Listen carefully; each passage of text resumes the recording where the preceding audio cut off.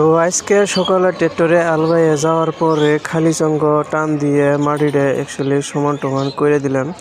তো সমান এই জন্যই করে দিলাম, ট্রেক্টরে যে আলবাইয়ে গেছে তার মানে মধ্যে মধ্যে দাঁড় বাইন্দা রয়েছে, তার মানে ওই সাইড রয়েছে মাটির টিকে। তো সেই জন্য খালি চঙ্গটা টান দিয়ে দিলাম ভালো করে। আর খালি চঙ্গটা টান দিলাম মানে এনে আরেকটা রিজন আছে যে পানিটা অ্যাকচুয়ালি ভালো করে গড়াইব না, তো সেই জন্য খালি চঙ্গ এসতে টান দিয়ে দিলাম। এই খালি চঙ্গ টান দেওয়ার পরে তার মানে পানিটা ভালো করে ফট করে দৌড় দিয়ে যাইব, তো সেই জন্য দিয়ে দিলাম। আর কাদের ভাই ওস্তে সার সিঁড়ি বানিয়েছে আর আমি এনেকে খালি চঙ্গ টাইনে তার মানে শেষ দিয়ে বানিয়েছি সকালে, তার মানে গোছাগার বানিয়ে আইব সেই জন্যে।